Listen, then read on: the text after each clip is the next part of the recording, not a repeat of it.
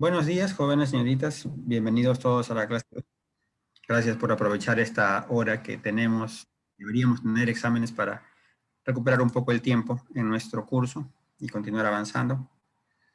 Y quiero retomar nuestra discusión donde la dejamos en la clase del día jueves.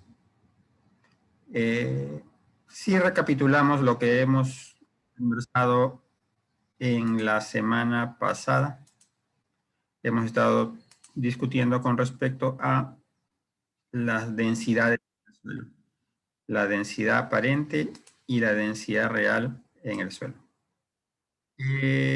Habíamos dicho de que en este la densidad aparente corresponde a la densidad que el suelo tiene cuando considero todo el volumen que el suelo ocupa en el suelo, en la naturaleza.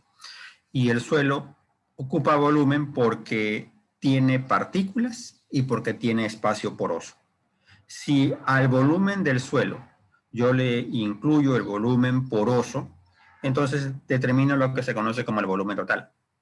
Y la relación que la masa del suelo seco, es decir, la masa de los sólidos del suelo, tiene con el volumen total del suelo, incluyendo el espacio poroso, se llama densidad aparente. Cualquier factor, cualquier causa, digámoslo así, cualquier proceso o cualquier circunstancia que, y aparezco el profesor de la Paleja, que afecte la porosidad o afecte el volumen poroso, va a afectar la densidad aparente. Por ejemplo, y nos habíamos quedado conversando en esto en la última clase, si un manejo del suelo causa compactación, esa compactación va a deberse principalmente a que las partículas del suelo se van a empaquetar en menos volumen. ¿Y qué volumen se pierde? Se pierde el volumen poroso.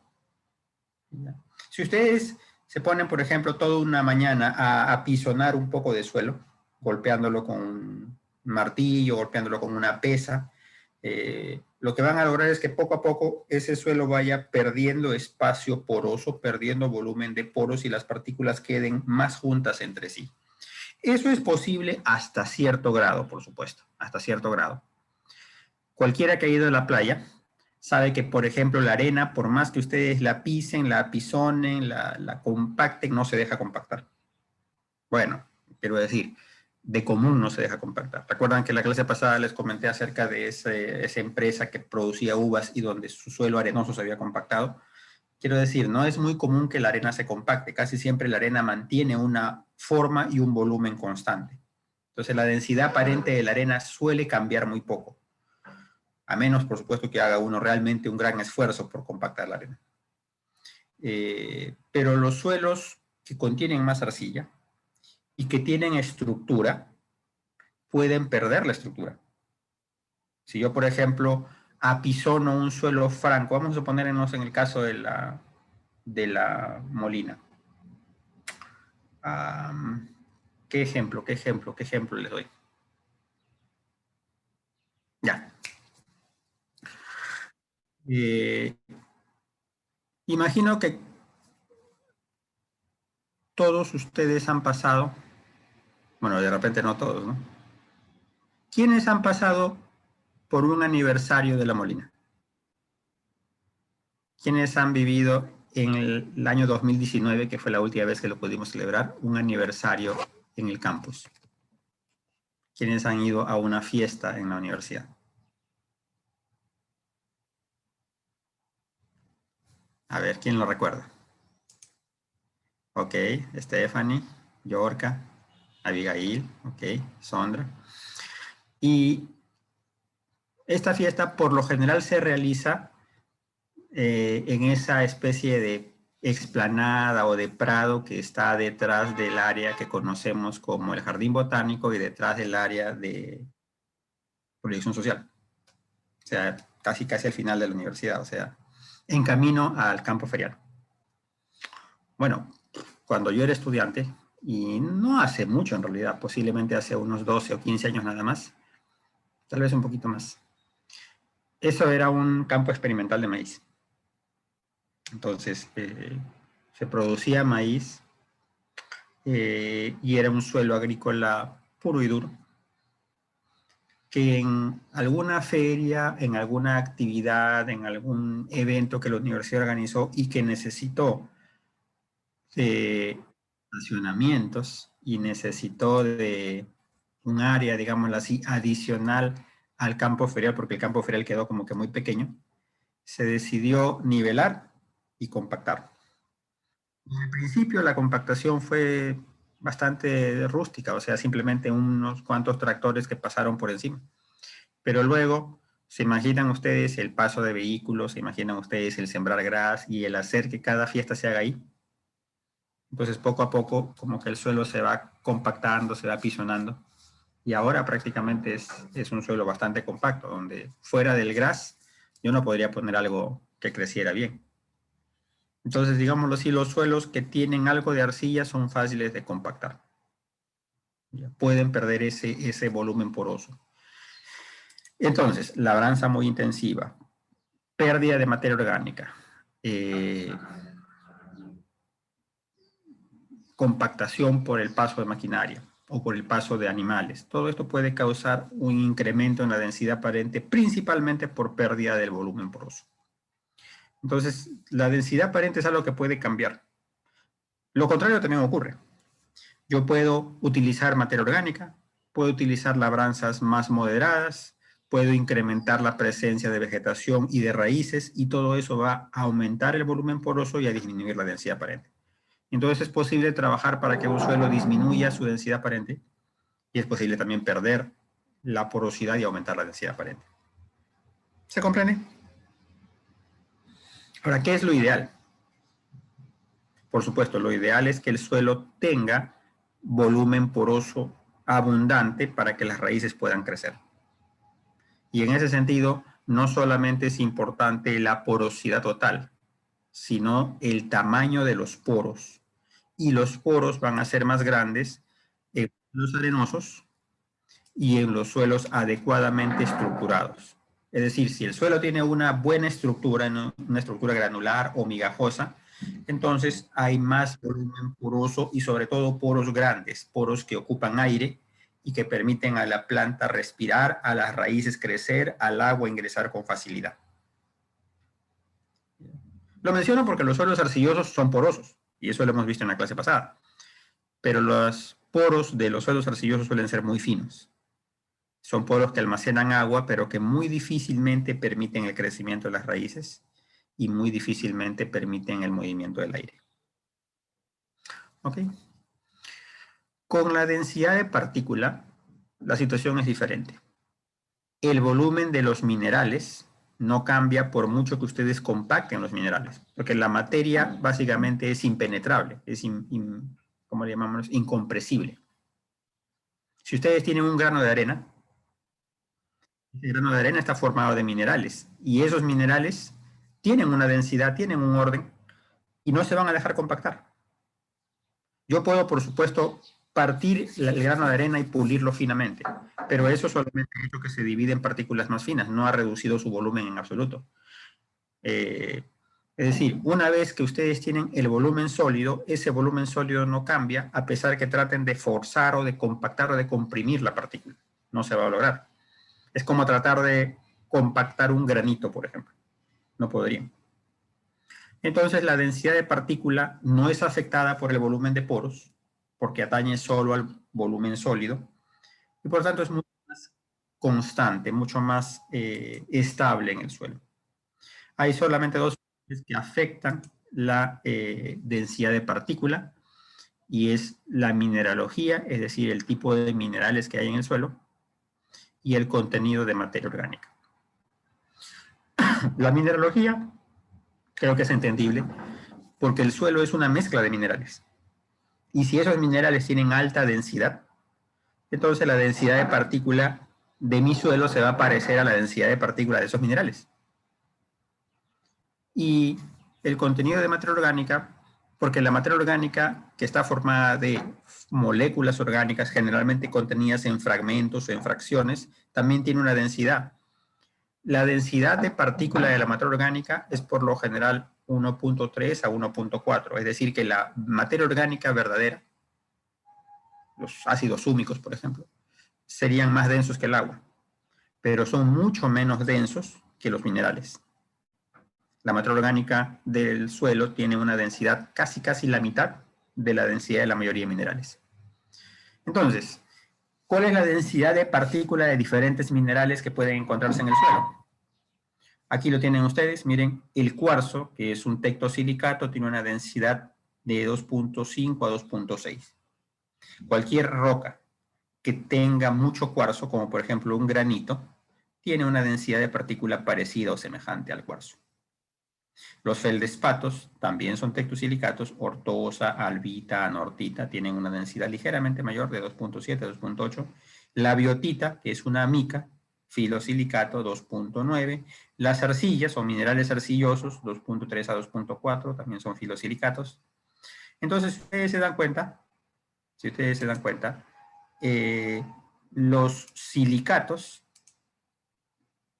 que ocupan la mayor parte del volumen de los minerales en el suelo tienen densidades que varían entre 2.3 hasta 2.8. Vamos a ponerle gruesamente 2.4 a 2.8. Y esos son los minerales más abundantes en el suelo, ¿es cierto? Eso lo conversamos hace unas clases. Entonces la densidad de partículas del suelo se va a parecer mucho a la densidad de partículas de sus componentes mayores. Pero el suelo puede contener también otros minerales como la calcita, ¿ya? Por ejemplo, en suelos alcalinos de zonas de baja meteorización puede haber calcita. Y lo contrario, en suelos de alta meteorización puede haber óxidos de hierro y aluminio. Y miren, la calcita es más densa que la mayoría de silicatos. El carbonato de calcio tiene una densidad de 3.0, 3.1. Y los óxidos de hierro mucho más todavía. En general, los minerales de hierro son muy densos. La presencia de hierro aumenta la densidad en el suelo. Y es más abundante el hierro en suelos tropicales, en suelos meteorizados. Los óxidos de hierro pueden llegar a una densidad de 5. ¿Se comprende? Pero el hierro, o el óxido de hierro, es un mineral que puede ser más abundante en algunos suelos, especialmente los meteorizados, pero no es tan abundante como los silicatos. O sea, los silicatos casi siempre son la mayor masa del suelo. El cuarzo, las arcillas, los feldespatos suelen ser los más abundantes en el suelo.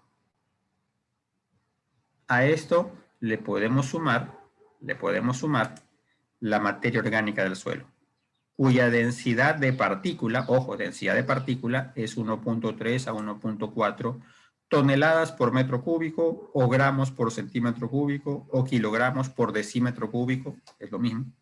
O sea, miren, una tonelada, mejor dicho, el cuarzo tiene una densidad de partícula de 2.5 toneladas a 2.6 toneladas por metro cúbico. O sea, un bloque de 1 metro cúbico de cuarzo o de granito tendría casi 2 toneladas de peso.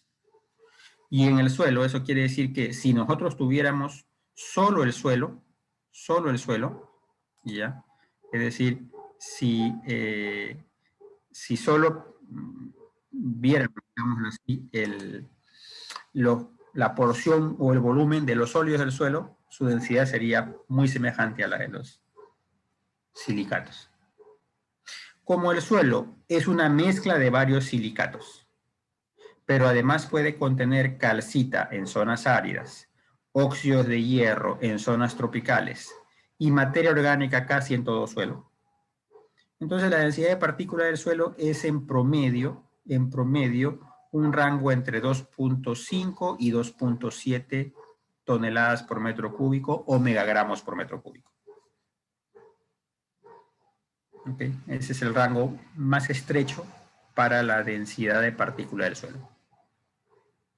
No es una constante, pero a falta de mayores datos, si ustedes en algún cálculo, en alguna estimación, en alguna determinación cualquiera, necesitan el dato de la densidad de partícula del suelo y no la tienen, pueden utilizar un valor constante de 2.65 megagramos por metro cúbico o gramos por centímetro cúbico. Y ese valor constante, que recuerdan, lo utilizamos cuando hablamos de la ecuación de Stokes, se acepta como un valor promedio de promedios para todo el suelo. Por supuesto, si es posible, si es preferible, ustedes deben determinar la densidad de partícula del suelo. Pero donde no se puede hacer, se puede estimar la densidad de partícula con un valor promedio de 2.65. Y no fallan por mucho. Es un valor que es bastante útil cuando tengan que hacer cálculos. Preguntas. Ojo, esta densidad de partícula 2.65 es aplicable a los suelos minerales. Aplicable a los suelos minerales. Los suelos orgánicos tienen una densidad de partícula bastante menor, generalmente por debajo de 2. Pero en los suelos minerales, en la mayoría de los suelos en el mundo, diríamos así, ustedes pueden asumir un valor de 2.65. Preguntas. Dudas, comentarios.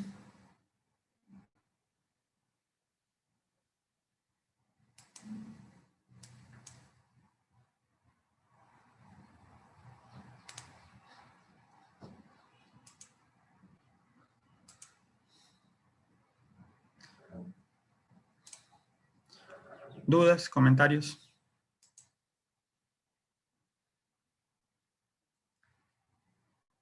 ¿Todo claro? Ah, gracias, Nicole. Todo claro. Muy bien. Las densidades de partícula y aparente me pueden ayudar a derivar una propiedad importante en el suelo, importante desde el punto de vista práctico, digámoslo así, que es la porosidad. ¿Y a qué le llamamos porosidad en el suelo? ¿A qué llamamos un suelo poroso? Pues un suelo que tiene alto volumen de poros, es decir, cuyo volumen está ocupado en gran medida por espacio poroso. La porosidad es el porcentaje de espacio poroso en el volumen total del suelo. O mejor dicho, es el porcentaje del volumen del suelo que está ocupado por espacio poroso. Recuerdan ustedes que las partículas sólidas ocupan un volumen y el espacio poroso, que puede estar ocupado de agua y aire, ocupa otro volumen. Hemos dicho que en el suelo, para el volumen total, no importa si esa porosidad está ocupada por agua, por aire o por ambas. El volumen de poros es más o menos una constante, salvo por supuesto que yo compacte el suelo. Pero si yo tomo una muestra de suelo con cuidado y me aseguro que esa muestra tenga un volumen definido, el volumen de espacio poroso en ese volumen total del suelo es una constante mientras yo no manipule o no desarma o no deshaga el suelo. Entonces, ese volumen de espacio poroso del suelo es lo que se llama porosidad. Habíamos dicho que esa porosidad o ese volumen poroso se relaciona con algunas propiedades como la textura. Por ejemplo, a mayor contenido de arcilla, mayor porosidad tiene el suelo. Pero otras propiedades como la estructura del suelo y cualquier factor que afecte la estructura también van a incrementar la porosidad. Un suelo bien estructurado tiene más volumen poroso, más espacio poroso dentro del volumen total. ¿Ok? Y esa porosidad total se puede componer de poros grandes, que pueden ser visibles a simple vista, que por lo general almacenan aire, que son llamados macroporos, y poros finos, ¿ya?, que por lo general ocupan agua y que están ubicados dentro de los agregados o entre las partículas finas como la arcilla, que son los microporos. Entonces, en el suelo se van a presentar ambos tipos de poros y la suma de ambos representa esta porosidad. ¿Ok? Con respecto a la textura, ¿ya?, nosotros podríamos entenderlo más o menos así. Si tenemos un cubo de suelo, ¿ya?, y a ese cubo de suelo yo logro compactarlo, comprimirlo, de tal manera que todas las partículas sólidas estén comprimidas en la parte baja del cubo, las partículas sólidas van a ocupar un volumen. En este volumen sólido ya no hay ningún espacio poroso. Todo el espacio poroso quedó arriba. Entonces el volumen total del suelo yo lo puedo descomponer en el volumen sólido y el volumen de poros en el suelo. Es decir, los sólidos ocupan un volumen, los poros ocupan otro volumen. ¿Se han dado cuenta que si el volumen total incluía la mezcla, incluía las partículas sólidas que contenían poros, ahora en el volumen sólido yo tengo el volumen solo de las partículas? Esa diferencia es dada por el volumen poroso. Entonces, ¿cómo puedo calcular yo la porosidad?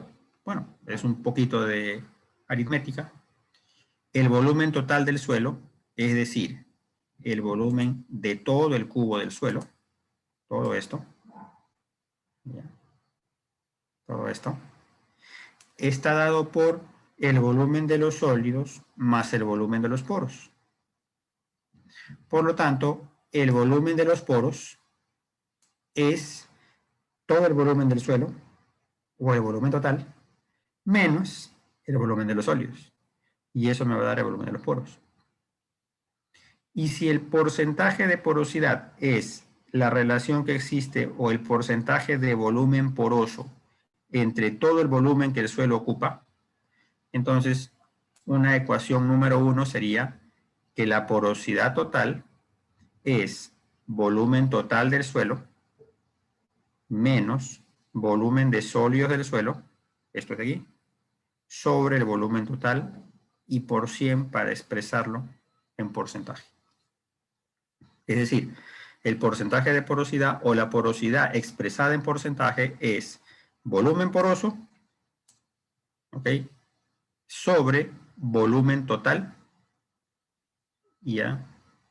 Y ese volumen poroso yo lo puedo calcular como volumen total menos volumen sólido. Entonces, volumen total menos volumen sólido sobre volumen total por 100, y eso es mi porcentaje de porosidad. Entonces, esta es una ecuación número 1, digámoslo así. La primera ecuación o el primer cálculo que yo puedo determinar para el volumen poroso y para la porosidad del suelo. Pero aquí un detalle. Si yo lo expreso, o mejor dicho, lo calculo de una manera diferente, yo tengo aquí esta ecuación 1, ¿ya? Miren, esta ecuación anterior, ¿ya?, volumen total menos volumen sólido sobre volumen total y por 100. Yo podría descomponerlo en dos fracciones. Y esas dos fracciones serían volumen total sobre volumen total menos volumen sólido sobre volumen total. Y todo esto por 100. Eso también es porosidad. Como este volumen total sobre volumen total es 1, entonces una expresión para la porosidad sería que mi porosidad en porcentaje es 1 menos el volumen sólido sobre el volumen total y por 100. Pero ahora recuerden lo siguiente. Este volumen de sólidos y este volumen total yo los puedo deducir, ¿ya? Recuerden ustedes que hemos dicho que la densidad de partícula del suelo es la relación que existe, ¿ya?, entre, y esto lo habíamos visto, la densidad de partícula es la relación que existe entre la masa de los sólidos y el volumen de los sólidos. Y la densidad aparente es la relación que existe entre la masa de los sólidos y el volumen total. Por lo tanto, yo podría deducir que el volumen de los sólidos es la masa de los sólidos entre la densidad aparente. Y el volumen total, la masa de los sólidos entre el volumen, la densidad de partícula. Y el volumen total es la masa de los sólidos entre la densidad aparente. O sea, si yo quiero calcular densidad, relaciono masa sobre volumen. Si quiero hallar el volumen, paso este volumen de denominador al otro miembro de la ecuación y este de densidad pasa dividiendo. Y por lo tanto el volumen total del suelo es la masa de los sólidos entre la densidad aparente. Entonces, ¿puedo utilizar esto y reemplazarlo en la ecuación? El volumen de los sólidos es masa de los sólidos sobre densidad de partícula. Y el volumen total es masa de los sólidos entre densidad aparente. Por lo tanto, mi porosidad sería 1 menos masa de sólidos sobre densidad de partícula. Y todo sobre masa de sólidos sobre densidad aparente. Para simplificar o para reducir esta doble fracción, los productos de extremos y los productos de medios se multiplican, o los extremos y los medios. Entonces eso me daría masa de sólidos por densidad aparente sobre masa de sólidos por densidad de partícula. La masa de los sólidos se puede eliminar. La masa de los sólidos puede eliminarse. Y me va a dar una expresión que es porosidad es igual a 1 menos densidad aparente sobre densidad de partícula y por 100. Vamos a, en esta expresión, vamos a corregir esta R que se me ha pasado. Vamos a ponerla como una P. Ahora sí. ¿Se comprende? Entonces, esta ecuación, vamos a ponerla en rojito, es mi ecuación número 2. Mi porosidad en porcentaje se podría calcular como 1 menos densidad aparente sobre densidad de partícula por 100. La densidad de partícula es un valor que puedo asumir como constante. Si no tengo la densidad de partícula, puedo asumir 2.65 gramos por centímetro cúbico. La densidad aparente es una propiedad que es relativamente fácil de medir. O sea, puedo determinar la densidad aparente por varios procedimientos de campo y de laboratorio que no son difíciles de realizar. Y si no tengo esos implementos, de todas maneras puedo estimar o puedo aproximarme a la densidad aparente si conozco la textura del suelo.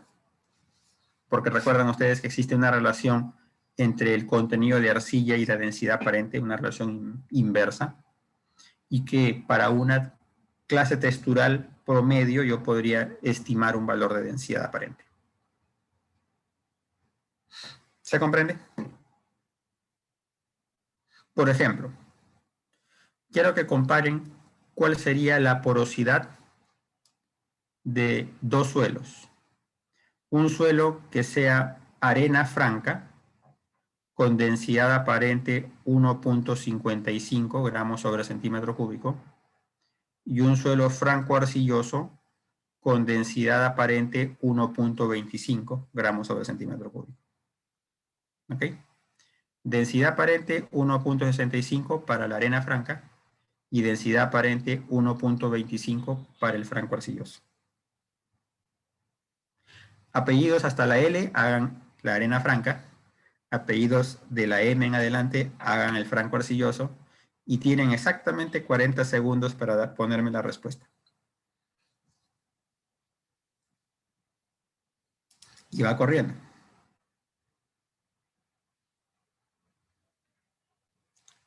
¿Preguntas? ¿Dudas? ¿Comentarios? A ver.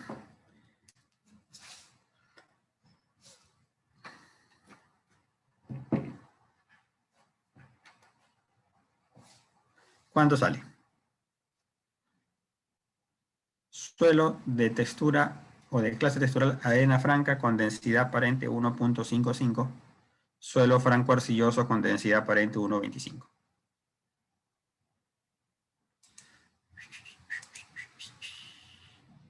Suelo franco arcilloso dice 52.8, dice Joana.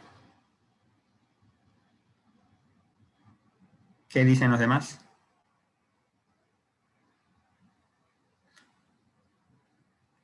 ¿Y la arena franca?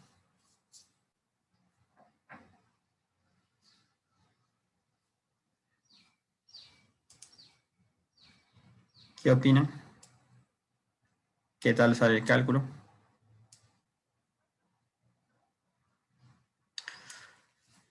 Jimena, Manuel, Victoria, Verónica, Milagros, Karim, Michael, Lisette, Nicole,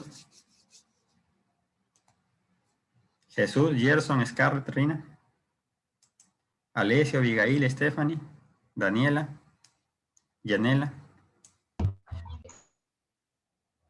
Suelo arena franca 0.415.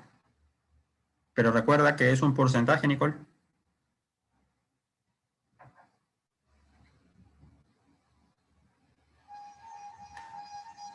Recuerden que al final de la expresión hay que multiplicar por 100 para que sea un porcentaje.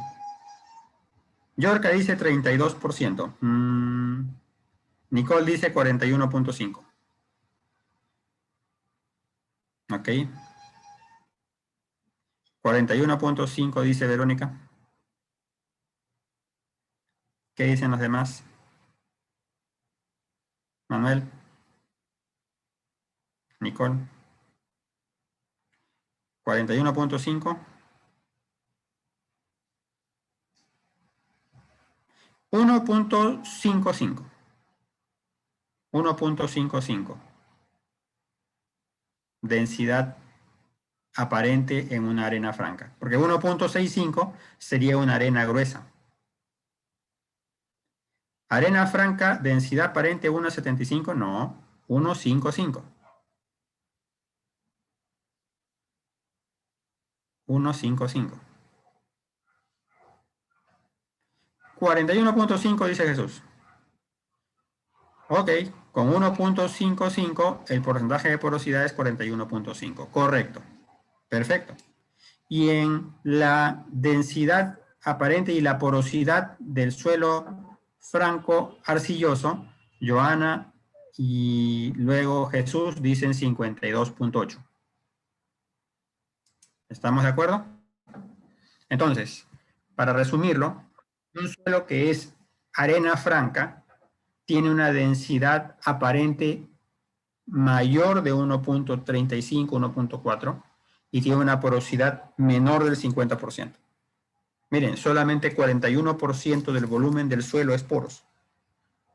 Pero en el suelo franco arcilloso, ustedes obtienen 52.8, casi 53% de porosidad. Eso quiere decir que ese suelo tiene más volumen poroso que partícula sólida. Los suelos arcillosos tienden a eso, tienden a tener más volumen poroso y menos volumen de sólidos. Y eso se va a dar. ¿Ok? Entonces, una vez más, vemos que conforme se incremente el contenido de arcilla, ustedes van a tener más porosidad. Si ustedes lo relacionan con clases texturales, y para una clase textural que tiene una densidad de partícula, por ejemplo, 1.65, 1.55, 1.35, 1.25 y 1.15, promedio de promedios, la porosidad va aumentando de la arena hacia la arcilla. La arena tiene 38, casi 40%. El franco arenoso o arena franca, ustedes lo han calculado, 41, 42%. Los suelos francos, que son esos suelos ideales, esos suelos hipotéticos que a mí me gustaría tener, son justo los que tienen 50% de porosidad. Los suelos franco-limosos también tienen alrededor de 50% de porosidad. Por eso son los suelos ideales, ¿no? Mitad de volumen sólido, mitad de volumen poroso. Y los suelos franco-arcillosos o arcillas, miren, pueden pasar a 53 o 54, incluso en las arcillas 58% de porosidad. Dicho sea de otra forma, conforme se incremente el contenido de arcilla, la porosidad tiende a aumentar. Los suelos arcillosos son más porosos. Cualquiera que no me crea puede hacer lo que les comenté en la clase pasada. Hagan el ensayo con un vaso lleno de arena seca y con un vaso lleno de tierra de jardín también seco y échenle cucharita a cucharita o gota a gota agua hasta que el agua llegue a la superficie, hasta que esté completamente saturado. Y se van a dar cuenta que en un vaso con arena van a poder ocupar más o menos el 38%, 35% del volumen del vaso con agua. Mientras que en un suelo más arcilloso, un suelo franco de jardín, por ejemplo, de repente el 50% del volumen se ocupa con agua. Por supuesto, dependiendo de las partículas que contenga. ¿Se comprende? ¿Se comprende?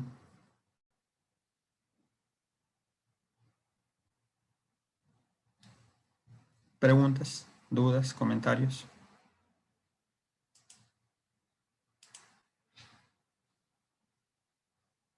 Okay. En clase práctica del día lunes próximo, vamos a estudiar y vamos a ver cómo determinamos en forma práctica la densidad aparente y la densidad de partícula. ¿Qué métodos podemos aplicar? ¿Qué podemos hacer en campo? ¿Qué podemos hacer en laboratorio para determinar la densidad aparente de un suelo? No son procedimientos muy difíciles, a diferencia de la textura que necesitamos dispersar, licuar el suelo, que necesitábamos suspenderlo en agua y que teníamos que utilizar algunas variables como el hidrómetro. En el caso de la densidad aparente, se necesitan equipos mucho más sencillos. Ahora, la porosidad puede dividirse, por supuesto, en fundamentalmente dos tipos de poros. Los llamados macroporos, ¿ya? Que son poros grandes, visibles, ¿ya? Que yo puedo ver a simple vista o que puedo ver con la ayuda de una lupa, y donde el agua no va a poder, digámoslo así, almacenarse porque son demasiado grandes. Por lo general el agua se va a adherir a partículas que tengan carga eléctrica y que dejen un espacio poroso más fino. Pero estos son los poros que se necesitan para el movimiento del aire en el suelo. La respiración, el movimiento de los gases, el crecimiento de la raíz, hace uso de poros que tienen, miren, hasta 5000 micras, puede haber algunos poros más grandes incluso, y hasta alrededor de 75 micras. Y el otro grupo de poros son los llamados microporos, que son los que tienen menos de 30 micras. Hay un grupo de poros llamados mesoporos. En la práctica, estos mesoporos podríamos sumarlos a los macroporos, que también son poros que almacenan aire, pero por supuesto eso depende del nivel de saturación del suelo.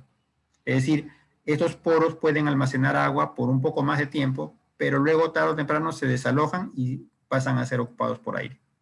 Los poros que pueden retener agua, incluso en contra de la gravedad, incluso cuando el suelo se ha dejado ventilar o se ha dejado orear durante varias horas, todavía pueden almacenar agua, son los microporos. Y esos microporos tienen menos de 30 micras de diámetro aproximadamente. Estos poros son los que van a almacenar el agua que será útil para la planta. Entonces, los suelos arcillosos tienen mucha porosidad, pero la mayor parte de esa porosidad son microporos. Y esos poros almacenan agua, pero no almacenan mucho aire. Los suelos arenosos tienen menos porosidad total, pero la mayor parte de los poros en los suelos arenosos son grandes. Por eso son poros que permiten el movimiento del agua rápidamente y el agua sale fácilmente de las arenas. Y luego esos poros quedan ocupados por aire. Entonces, si bien es cierto, yo prefiero para mi planta que el suelo sea poroso, los suelos más porosos son los suelos arcillosos. Y esos, digámoslo así, suelos arcillosos con poros muy finos, almacenarían mucha agua, pero dificultarían el ingreso del aire. Entonces, por lo general se prefiere que la clase textural del suelo sea una clase franca, que mantiene un buen equilibrio entre macro y microporos. ¿Preguntas? ¿Dudas? ¿Comentarios?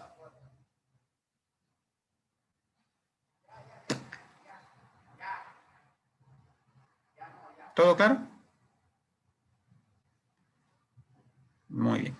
Profesor, una consulta. ¿Sí? Digamos que si yo tengo un suelo arcilloso y como tiene muchos poros, entonces yo no podría como que, digamos, cultivar algún, no sé, algún frutal, algo así. Pero si yo le agrego bastante materia orgánica, ¿podrías, no sé, cultivar tal vez algún tipo de gramíneas que no tienen unas raíces muy profundas? O tal vez sería un poco difícil. De hecho, sí. O sea,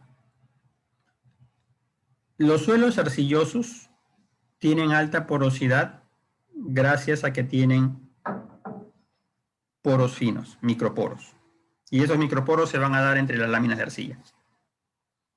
¿Qué debo hacer para que un suelo arcilloso aumente sus macroporos? Aumente la porosidad aérea, aumente ese espacio poroso que permite el crecimiento de la raíz. Pues tengo que permitir esos macroporos que van a ocurrir entre los agregados. No entre las láminas de arcilla, sino entre los agregados, por lo general esferoidales, que se pueden formar en el suelo. Entonces, la materia orgánica sería crucial. Si yo aumento el contenido de materia orgánica del suelo, el suelo tiende a formar estructura granular. Y esa estructura granular tiene bastante porosidad entre los gránulos o entre los agregados. Es decir, lo que yo debo hacer es asegurarme que el suelo sea bien agregado. ¿Ok? ¿Me dejo entender? La materia orgánica es ideal entonces para aumentar la porosidad, disminuir la densidad aparente, y eso en un suelo arcilloso tal vez es importante para que el suelo pueda generar espacio aéreo. Sí, es algo que se haría. Para cualquier especie, o sea, para producir cualquier cultivo, yo utilizaría abundante materia orgánica en el suelo. Joana me pregunta si la porosidad tendría que ver con el mal drenaje y la gladización. No necesariamente, no necesariamente, ¿ya? Porque el drenaje depende de si el agua puede salir o no. Es decir, yo puedo tener un suelo arcilloso con mal drenaje. También puedo tener un suelo arenoso con mal drenaje. Depende del relieve, depende de la pendiente, depende de que el agua se acumule en el suelo y no pueda salir. La gladización y el mal drenaje son propiedades que tienen que ver más con el relieve que con la propia textura del suelo. Por ejemplo, Pantanos de Villa. Pantanos de Villa es una zona en Lima que tiene mal drenaje. Hay gladización. Ahí se acumula el agua, está saturado, pero son arenas. Son arenas. Simplemente el agua no tiene dónde salir. También hay humedales o pantanales que pueden ser arcillosos y que están mal drenados. Entonces depende. Gracias a ustedes. Gracias, Joana. Ok. Vamos a retomar, o mejor dicho, a iniciar ahora el estudio de la segunda fase del suelo. Hemos hablado de las propiedades de la fase sólida del suelo y hemos hablado de 3 propiedades fundamentales importantes: textura, estructura y densidad aparente. Hasta el momento, el contenido de agua en el suelo no ha afectado ninguna de ellas. Para determinar la textura, yo trabajo con suelos secos y molidos. Para determinar la estructura, me observo la apariencia y la formación de agregados del suelo. Y para la densidad aparente, tengo que eliminar el agua. Las demás propiedades físicas del suelo que vamos a ver sí son afectadas por el contenido de agua. Entonces, antes tenemos que ver el agua en el suelo. ¿Ya? El agua forma la segunda fase en el suelo, que es la fase líquida del suelo. Por supuesto, algunas generalidades del agua antes de pasar directamente al agua del suelo. Y esto como para tenerlo un poco de ilustración. El agua se distribuye de una manera bastante asimétrica en nuestro planeta. Miren, el 97% del agua en el planeta se encuentra en los océanos. De todo el agua. ¿Ya? Es decir, ¿cómo decirlo? De cada 100 vasos de agua, 97 y un poquito más son agua salada. Piensen en eso cada vez que tomen un vaso con agua. Piensen en eso cada vez que utilicen agua y que se les antoje desperdiciar un poco de agua. El agua dulce no es precisamente abundante por su proporción. Solamente ocupa un 2.8%. Y de eso, la reserva de agua dulce en los hielos antárticos es 2.1%. ¿Ya? Miren, agua superficial que podemos encontrar en lagos, en ríos, ¿ya? Solamente es el 0.1%. Es decir, 1 de cada 1000 vasos de agua es agua superficial que yo podría tomar de un río o de un lago, agua que podría llegar al caño. El resto es agua que es o es salada o está congelada. ¿Okay? Y el agua subterránea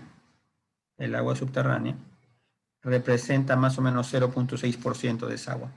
Hay agua fósil, agua antigua en los acuíferos.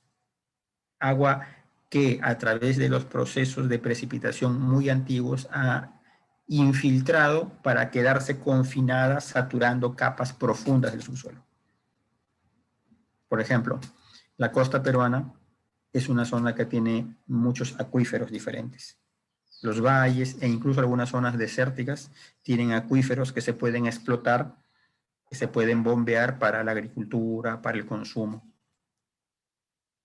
El agua, por ejemplo, que utilizamos en gran parte de La Molina,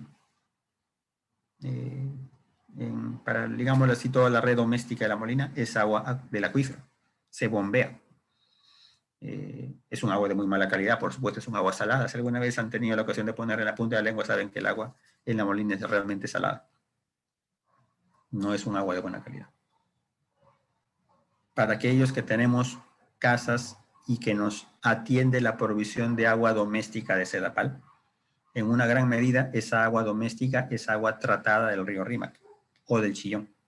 Agua que ha sido desarenada, sedimentada, clorinada y luego inyectada a los sistemas de tuberías.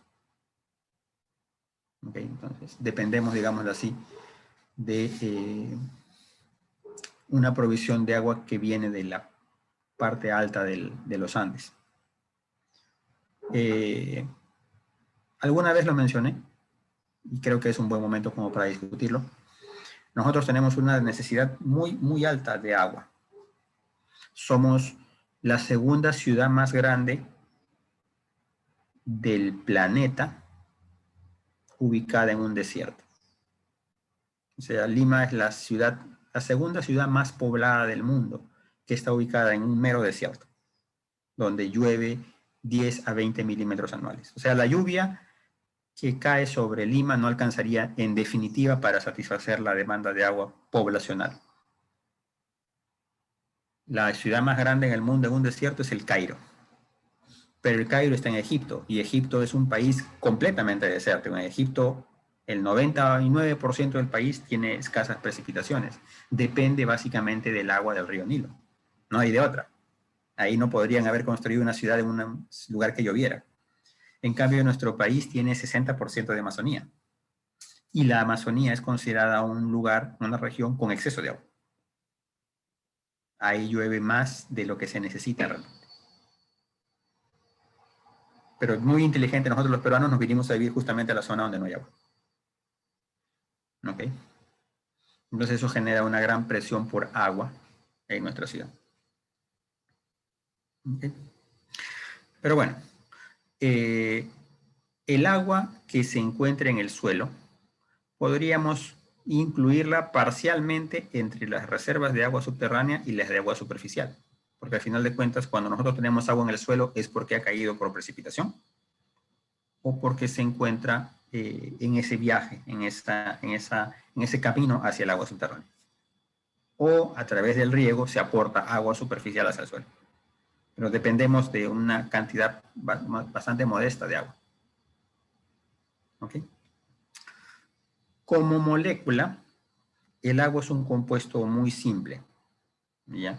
Está formada por dos átomos de hidrógeno unidos a un átomo de oxígeno por enlaces covalentes. ¿Ya? Digámoslo así, el oxígeno es un elemento electronegativo, tiene la tendencia a aceptar el electrón. El hidrógeno es más bien electropositivo, tiene la tendencia a ceder el electrón. Pero la diferencia de electronegatividades no es tan grande como para que se forme un enlace del tipo iónico, de cesión completa del electrón. No, lo que va a ocurrir es una compartición de un electrón del oxígeno, un electrón del hidrógeno y forman un enlace covalente, forman una nube electrónica, digamos así. Esto genera que la molécula de agua sea angular. Entonces, si nosotros vemos los enlaces, ¿ya?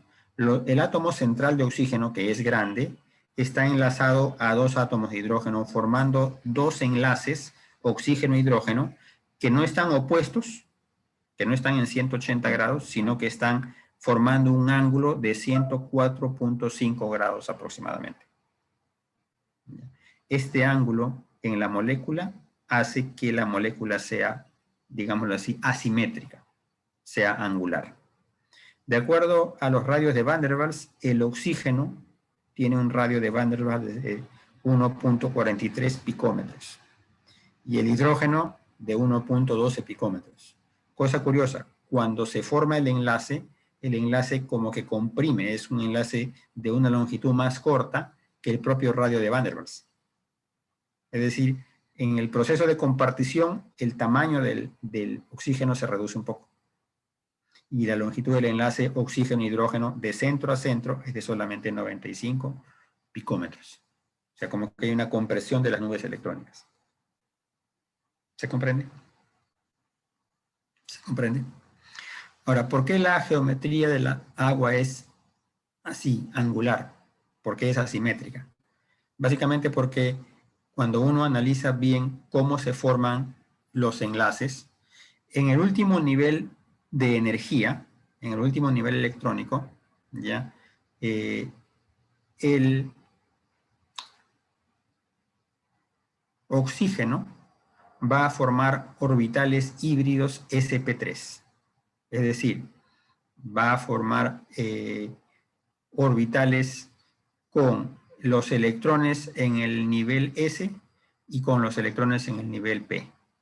Recuerden que en ese último nivel de energía, que es el nivel 2, deberían haber 8 electrones. El oxígeno solo tiene 6. Y de esos 6, 4 electrones están en los orbitales P. Entonces, se van a formar 4 orbitales híbridos sp3. ¿Ya? Esos orbitales híbridos pueden formar enlaces con el hidrógeno y se forman los dos enlaces hidrógeno. Pero los otros dos orbitales híbridos que quedan libres, que están desapareados, que tienen un par de electrones, también están formando parte de la estructura.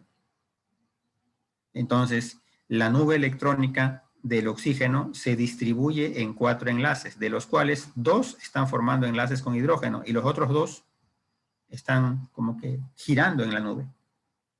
Y esos orbitales híbridos tienden a repelerse al máximo entre sí. O sea, es como tener 4 cuerdas unidas todas en un extremo de un solo punto y tirar al máximo para procurar la máxima distancia entre ellas. Si ustedes tienen 4 puntos que tienden a la máxima distancia, se forma un tetraedro. Entonces, en ese tetraedro, los enlaces oxígeno-hidrógeno van hacia 2 extremos y los orbitales híbridos sp3 del oxígeno también van hacia 2 extremos. Pero estos forman parte de la nube del oxígeno. Así que la molécula de agua propiamente dicha está formada por los enlaces oxígeno-hidrógeno que tienen un ángulo entre sí. Por esta presión de los orbitales híbridos es que la molécula no es lineal. ¿Me dejo entender? La molécula es angular. Es angular. De aquí para aquí y de acá para acá. Y se forma el ángulo. ¿Se comprende? Ahora, esta geometría angular va a generar una propiedad importante en la molécula de agua, de la cual dependen muchas otras propiedades, que es su asimetría. Si ustedes dividen la molécula en 2, van a tener un lado asimétrico donde están los enlaces hidrógeno y otro lado donde se encuentran los orbitales híbridos del oxígeno propiamente dicho. Y eso genera una polaridad, ¿ya? Una asimetría. Esa asimetría va a generar una polaridad. Es decir, los átomos de hidrógeno hacia un extremo y el átomo de oxígeno hacia el otro extremo. o mejor dicho, la nube electrónica del oxígeno hacia otro extremo. ¿Ya? Entonces se forma una molécula que es polar, principalmente debido a la geometría. Y en segundo lugar, debido a la diferente electronegatividad de los átomos de hidrógeno y oxígeno. La electronegatividad, creo que lo había mencionado hace un momento, es esa tendencia que tiene el átomo para retener el electrón. Un elemento muy electronegativo tiene la tendencia a retener el electrón. No lo suelta, más bien lo retiene. Y si hay otro elemento, va a aceptar los electrones de otro elemento. El oxígeno es un elemento muy electronegativo. Tiene la tendencia a recibir los electrones de todos. El único elemento más electronegativo que el oxígeno es el flúor. Pero el flúor es mucho, mucho menos abundante. Entonces, por eso en la naturaleza nosotros tenemos óxido de todo. Por eso dejamos un clavo en la ventana y se oxida. Por eso ponemos una manzana cortada por la mitad y se oxida. Por eso cualquier sustancia tiende a oxidarse. Yo enciendo un fósforo y ese fósforo se combustiona porque el oxígeno tiende a aceptar los electrones de otros elementos. Y en el caso del hidrógeno no es la excepción. El oxígeno tiende a recibir, a aceptar los electrones del oxígeno, del hidrógeno, perdón. El hidrógeno, por su lado, es más bien un poquito electropositivo, tiene la tendencia a ceder el electrón. Hay elementos mucho más electropositivos que simplemente deshacen del electrón, como el sodio, por ejemplo, o el potasio, se deshacen del electrón rápidamente y forman iones. El hidrógeno es un poquito más cauto en ese sentido. Cede, pero comparte el electrón. Dado que la diferencia de electronegatividad entre el hidrógeno y el oxígeno no es demasiado grande, entonces se forman enlaces moleculares, se forma enlace covalente entre ellos. ¿Ok? Entonces, el hecho de que sean asimétrica la molécula y que sean elementos de diferente electronegatividad va a generar una polaridad en la molécula de agua. ¿Ya? Y esa polaridad es muy importante. Una vez más, la molécula de agua entonces va a tener, vamos a decirlo así, dos partes. Un extremo con un polo negativo en la nube electrónica del oxígeno y un extremo más bien positivo en donde se encuentran los enlaces de hidrógeno. ¿Okay? Una mitad tiene una carga virtual negativa, la otra mitad tiene una carga virtual positiva. En la práctica, la molécula es eléctricamente neutra porque hay electrones y protones en la misma cantidad. Pero no quita que este extremo de la molécula se porte como negativo y este extremo se porte como positivo. Como el oxígeno es muy electronegativo, las nubes electrónicas del oxígeno y del hidrógeno tienden a estar más tiempo dentro de la esfera del oxígeno. Entonces, eso hace, digámoslo así, que este lado sea más bien cargado negativamente. El hidrógeno, por su vez, tiene, ¿cómo decirlo? Tiene el electrón por menos tiempo. Entonces, la nube electrónica del hidrógeno se va reduciendo porque el electrón está más tiempo en el oxígeno. Entonces, los hidrógenos tienen una virtual carga positiva. ¿Se comprende? ¿Qué resulta de esta polaridad? Hay algunas propiedades físicas y químicas importantes en el agua que resultan de la polaridad. El hecho de que la molécula sea polar permite que se generen, por ejemplo, las fuerzas dipolo-dipolo o las fuerzas intermoleculares como las fuerzas de Van der Waals. Entonces, una fuerza dipolo-dipolo se produce entre moléculas que son polares. En el caso de la molécula de agua, por ejemplo, que son moléculas fluidas y que están moviéndose dentro del líquido, puede haber momentos instantáneos en los cuales el oxígeno se encuentra expuesto o frente al hidrógeno de la molécula vecina y se atraen temporalmente. O sea, este tipo de fuerzas, que son llamadas fuerzas de Van der Waals, van a ocurrir por atracciones instantáneas o momentáneas entre las moléculas. Y en el caso particular del hidrógeno, una de esas fuerzas es el enlace hidrógeno. ¿Ya? El enlace hidrógeno, o también llamado enlace puente hidrógeno, es una fuerza intermolecular que se da en sustancias que contienen hidrógeno. ¿Ya? Y un elemento electronegativo. Es decir, los enlaces de hidrógeno se van a dar entre sustancias donde el hidrógeno esté formando una molécula con un elemento electronegativo y de preferencia fuertemente electronegativo. Por ejemplo, en el agua, o en el alcohol etílico, o en el amoníaco, donde el hidrógeno se enlaza al oxígeno o al nitrógeno, hay estos enlaces hidrógeno o este enlace puente hidrógeno. En el caso particular del agua, el enlace hidrógeno es una atracción intermolecular entre el hidrógeno de una molécula y el oxígeno de la vecina. Al mismo tiempo, el oxígeno de esta molécula tiene atracción por el hidrógeno de la molécula vecina. Y este hidrógeno también tiene atracción por otro oxígeno. Y este hidrógeno por otro oxígeno. Y este hidrógeno por otro oxígeno. Hay una serie de atracciones que se van a dar en las moléculas de agua, porque las moléculas de agua en un vaso o en una cuchara o en un océano están todas conectadas entre sí y atraídas unas a otras por estos enlaces de hidrógeno. La fuerza del enlace de hidrógeno es una fuerza considerable. Para el caso del agua son 21 kilojoules por mol. Y se considera que es una fuerza tan considerable que hace que las moléculas de agua se mantengan a una distancia de aproximadamente 197 picómetros entre sí. Es decir, que las moléculas de agua no se alejan mucho, justamente porque el enlace de hidrógeno las mantiene juntas. ¿Me dejo entender? ¿Me dejo entender? Otras sustancias como el alcohol o el amoníaco también tienen enlace hidrógeno, pero es mucho más débil que el agua. ¿Ok?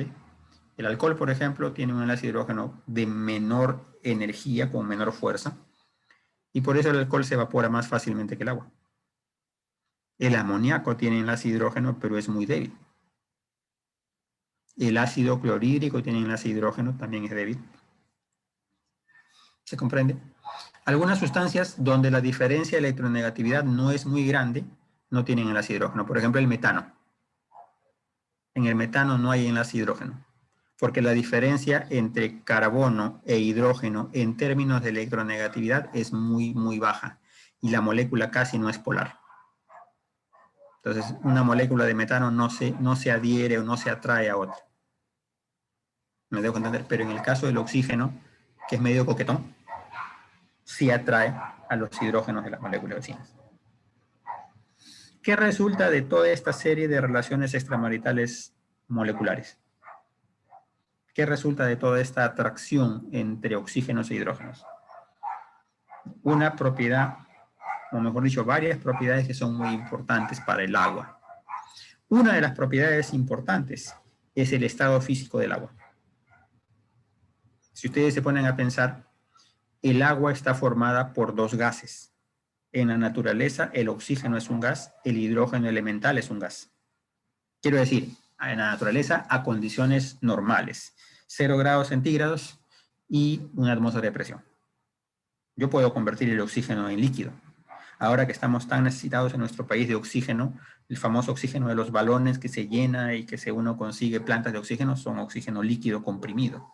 Pero en la naturaleza, si yo dejo escapar el oxígeno es un gas. Y el hidrógeno también.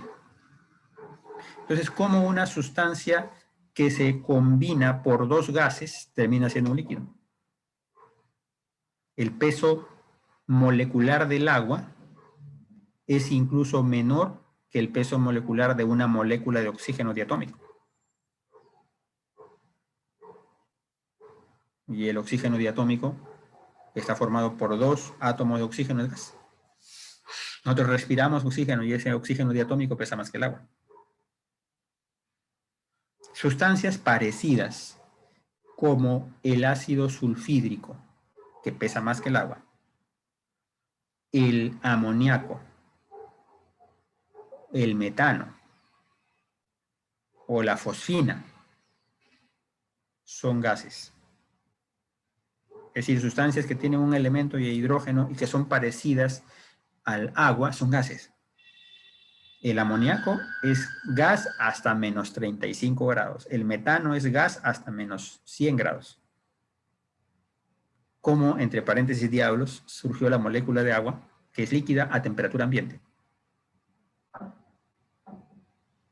Es básicamente gracias a que la fuerza del enlace hidrógeno en el agua es más fuerte que en otras sustancias.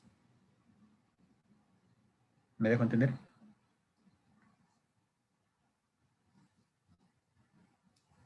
¿Me dejo entender? ¿Se comprende?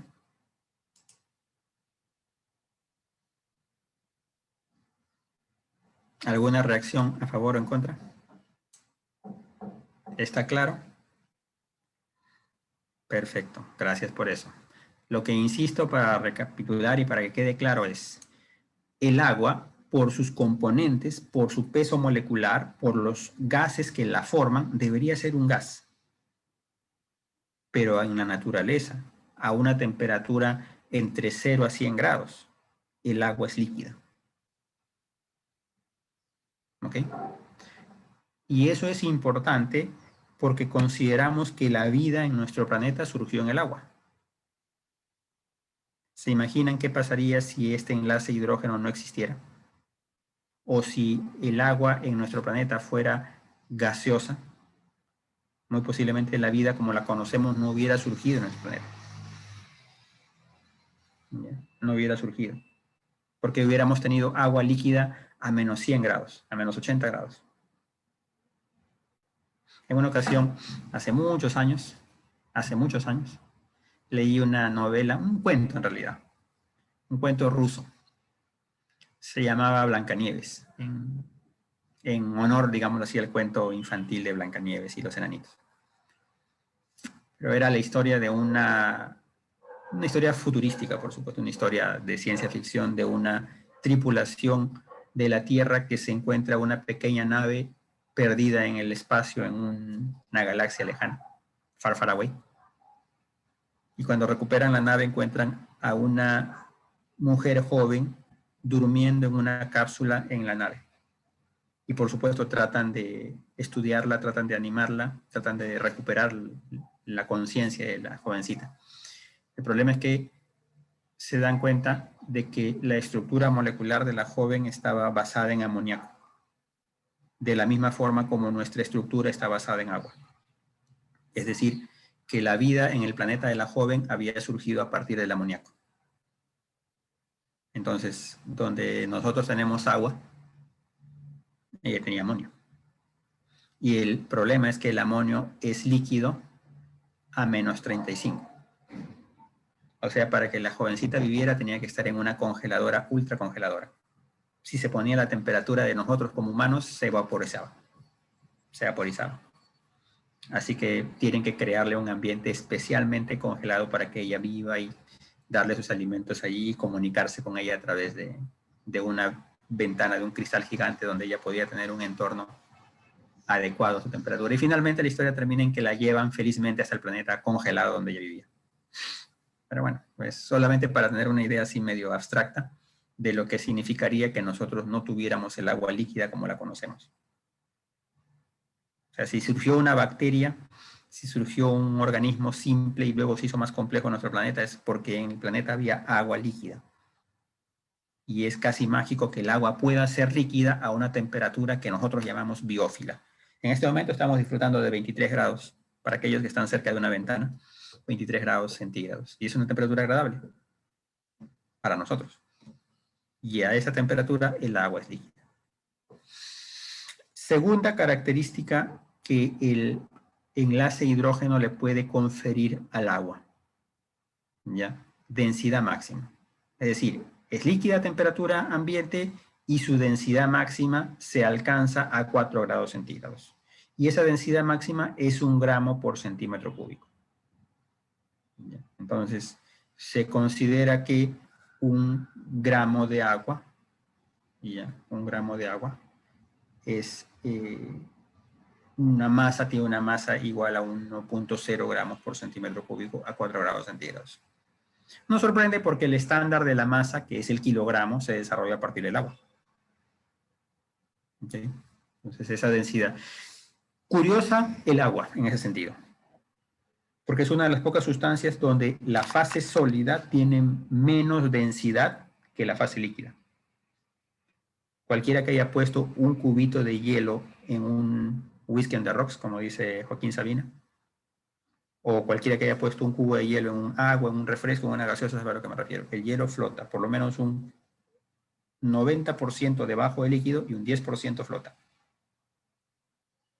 ¿Y por qué flota el hielo? Básicamente porque tiene menos densidad que el agua.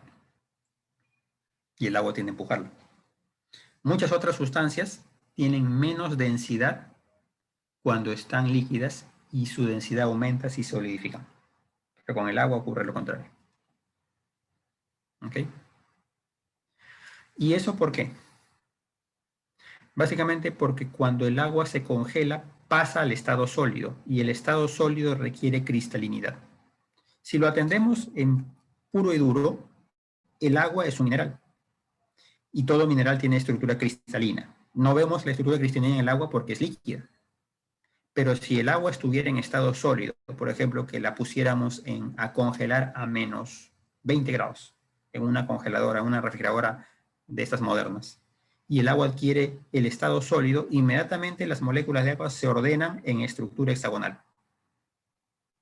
Hacen un sistema cristalino hexagonal, donde los enlaces hidrógenos juegan un papel importante, porque de permitir la atracción molécula a molécula pasan a formar una especie de red rígida que hace que las moléculas formen hexágonos. Y esos hexágonos ocupan más espacio. O sea, de pronto las moléculas se ordenan de tal forma que en ese orden ocupan más espacio. Tienden a distanciarse más porque ahora ya tienen que estar exactamente hexagonales. Esta forma hexagonal hace que, por ejemplo, el agua cuando se congela tome estructuras o tome formas así caprichosas en hexágono.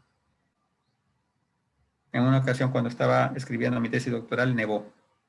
Y por primera vez en la vida que yo estaba en nieve, me puse a ver cómo eran los famosos copos de nieve encima de mi guante. Y efectivamente, uno ve hojitas en forma de hexágonos, con puntas, con aristas. Dicen que no hay dos copos de nieve que sean iguales. Bueno, mágicamente, o digámoslo así, naturalmente se forma el agua. Cuando solidifica, forma hexágonos. Pero el punto es que esta red sólida del agua aumenta su volumen, disminuye la densidad. Esto tiene algunas implicancias prácticas. Cualquiera que haya alguna vez intentado, por ejemplo, hacer el vivo y congelar una botella de cervecita o de gaseosa en una congeladora y se haya olvidado de ella, sabe a lo que me refiero. El agua al congelarse puede aumentar tanto su volumen que rompe el vidrio. Aumenta casi un 10% su volumen. ¿Ok? Otras propiedades del agua que también tienen relación con esta fuerza, con este enlace hidrógeno que mantiene las moléculas unidas entre sí. El agua es una sustancia que tiene un alto requerimiento de calor para cambiar de estado. El punto de fusión del agua es 0 grados centígrados. El punto de ebullición del agua se considera 100 grados centígrados. De hecho, la escala de Celsius, la escala de temperatura de Celsius, se desarrolló a partir del agua. Así que no es sorprendente que arbitrariamente Celsius haya dicho, ok, el punto de fusión del agua es 0 y el punto de ebullición es 100, y por eso la temperatura nosotros la medimos entre la temperatura a la cual el agua pasa de sólido a líquido y la temperatura en la cual el agua pasa de líquido a gaseoso. Pero, además de un incremento de temperatura, ¿ya?, se necesita una cantidad de energía que se conoce como el calor de fusión. El agua, o mejor dicho el hielo, tiene un calor de fusión igual a 80 calorías por gramo. Necesita absorber 80 calorías para que un gramo de agua, o mejor dicho un gramo de hielo, se funda a agua. Y eso es una cantidad importante de energía. Y más aún, el calor de vaporización es de 540 calorías gramo. O sea, si ustedes tienen 1 gramo de agua, necesitan aplicarle 540 calorías a ese gramo de agua para que pase al estado de vapor. Entonces es una cantidad importante de energía. Cada vez que el agua se evapora, cada gramo de agua ha absorbido 540 calorías. ¿Okay?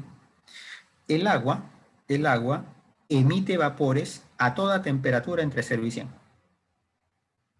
Es decir que el agua líquida está en equilibrio con la atmósfera y a cualquier temperatura entre 0 y 100 puede evaporarse.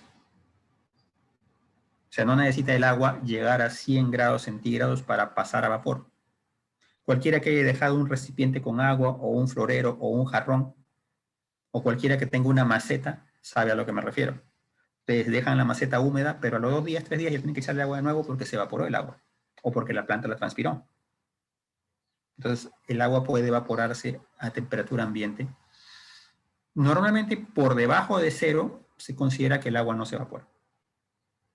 Pero a temperatura ambiente siempre hay algo de evaporación. Y esa vaporización o evaporación requiere 540 calorías por gramo, que es una cantidad importante de calor. ¿Ya? El calor específico del agua es 1 caloría por gramo por cada grado centígrado. Es decir, que yo necesito 1 caloría para incrementar la temperatura del agua en 1 grado centígrado por cada gramo. No es sorprendente tampoco porque el concepto de caloría se desarrolló a partir de la cantidad de calor que es necesaria para calentar el agua. Entonces, por eso 1 caloría es la cantidad de calor para calentar 1 gramo de agua, 1 grado centígrado. ¿Me dejo entender? Entonces, miren que se necesita 540 calorías para que se evapore y también para que se caliente 1 caloría por cada gramo por cada grado centígrado. Si yo quiero, por ejemplo, tomar un café y hervir el agua, pues ya sé que necesito una gran cantidad de calor para llevar esa agua a 100 grados centígrados. Y aparte de eso, darle más y más calor al agua para que se evapore. Lo contrario también es cierto. Cuando el agua en vapor pasa al estado líquido, cede 540 calorías. ¿Me dejo entender? Cuando el agua en forma de vapor se condensa, cede las 540 calorías. Cuando el agua líquida se congela, cede 80 calorías. Es decir, que esa cantidad de calor que había acumulado en las moléculas de agua se libera. Y esto tiene muchas implicancias prácticas. Por ejemplo, aquellos países que viven cerca de una fuente de agua grande, o regiones o ciudades cerca de un lago, de un mar, tienen una temperatura mucho más agradable, mucho más suave que países continentales. Nosotros tenemos en Lima el Pacífico. Y el Pacífico es un mar frío. Se han puesto a pensar que nosotros estamos en una zona tropical. Estamos a 12 grados de latitud sur y por lo tanto debería correspondernos una intensa radiación. Pero gran parte de la radiación que llega sobre nuestra superficie cae en el mar y se invierte en calentar agua marina. Y como el agua tiene un calor de vaporización muy grande, se necesita mucho calor y mucha radiación para generar vapor. Así que gran parte del calor que incidiría, en realidad lo absorbe el mar. Y por eso tenemos un verano relativamente caluroso, pero soportable. Yo tenía un amigo que vivía en Kuwait. Y él me decía que una vez estando al mediodía de un día de julio en Kuwait, el termómetro de su carro marcó 49. Se me imagina lo que es eso, 49 grados. Y me dice, si llega a 50 le tomo foto. Y llegó a 50. Es el doble de la temperatura que tenemos ahorita. Hay países como Siria, por ejemplo, como Irak, donde la temperatura del verano es 42, 44 grados, porque están bastante grados de fuentes de agua.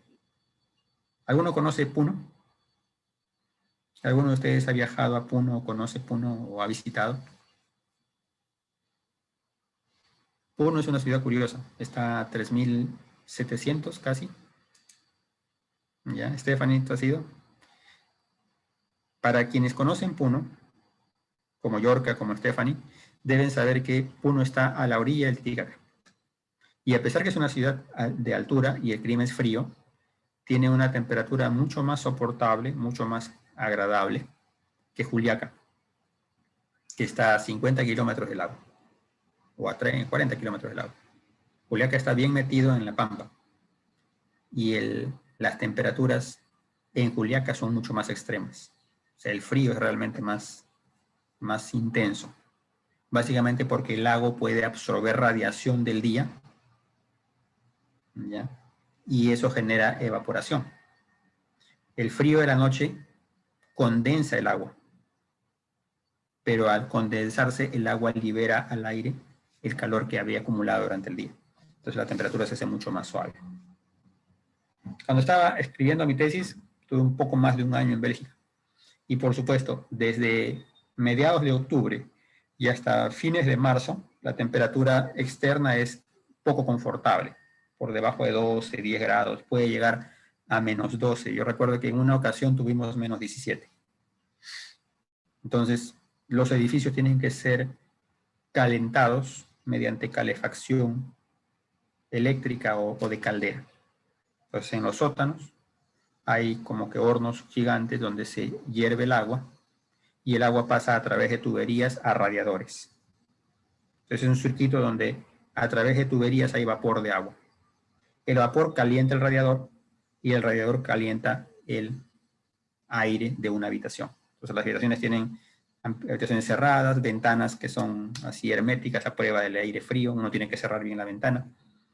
Pero el hecho es que uno puede pasar un invierno muy crudo con la habitación a 20 grados y no se siente el frío.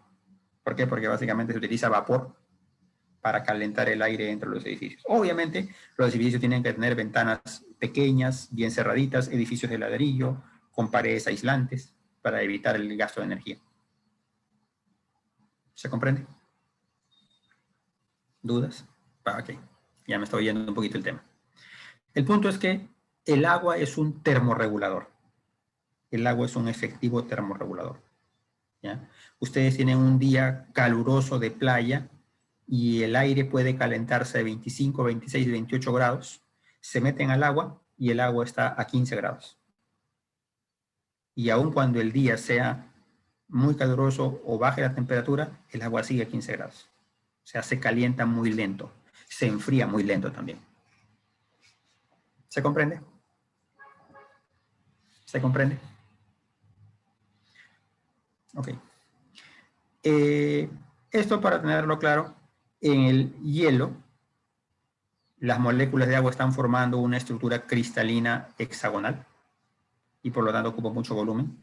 Cuando el hielo se comienza a fundir, esas moléculas de agua comienzan a juntarse entre sí. Una vez más, el enlace hidrógeno toma la atracción, pero las moléculas ahora giran.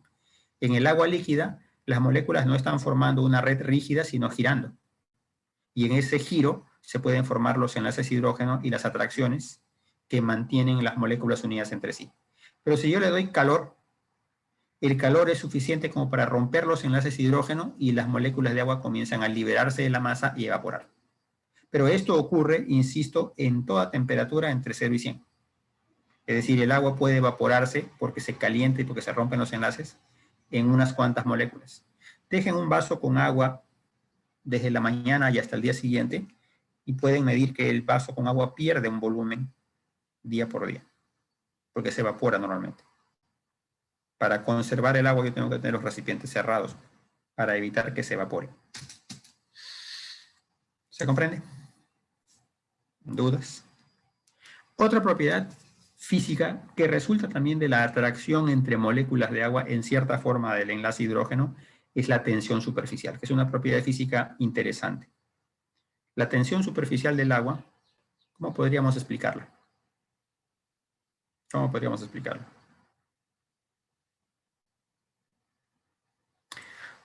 Tendemos a creer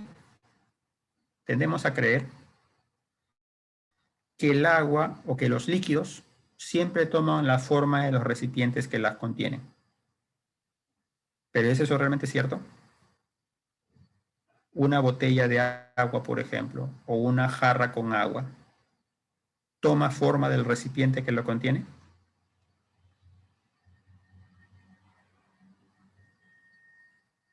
¿Se comprende?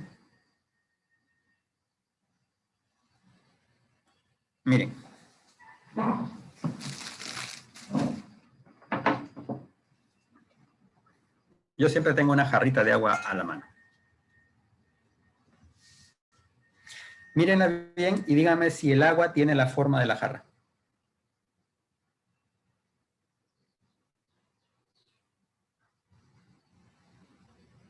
¿Qué dicen?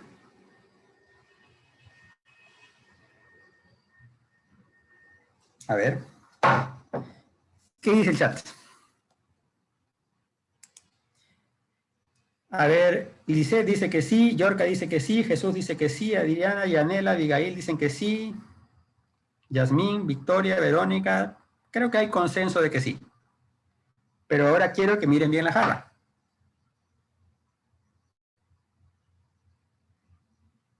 Y quiero que miren el agua dentro de la jarra. ¿Son iguales?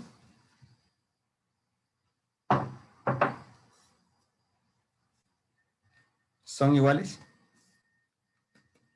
¿Vuelvo a ponerla?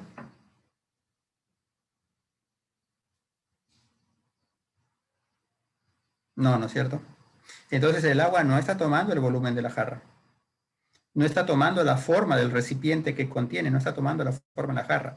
Está tomando una forma que se asemeja a la parte baja. Pero miren, el agua tiene una superficie. Tiene una superficie. Quien sí toma la forma de la jarra es el aire. Porque el aire tiende a ocupar todo el volumen que la jarra le da. El agua, que mantiene un volumen más o menos constante, ocupa solo una parte del volumen. Por supuesto, si yo inclino mi jarra, miren que el agua igual tiene una superficie. Esa superficie se puede extender. Si la pongo vertical, la superficie se hace más pequeña. El volumen sigue ahí. Pero siempre hay una fase entre el líquido y el aire. Entonces, no exactamente toma la forma. Toma una forma para un volumen determinado. Se adapta, se amolda, pero no ocupa todo el volumen. ¿Se comprende? ¿Y eso por qué?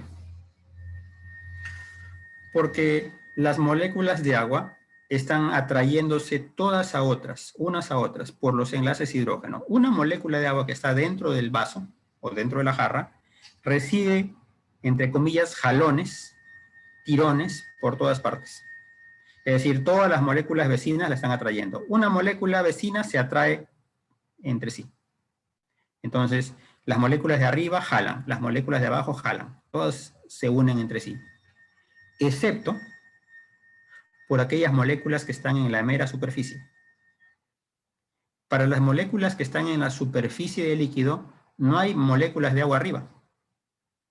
Las moléculas de agua la jalan hacia los costados y hacia abajo.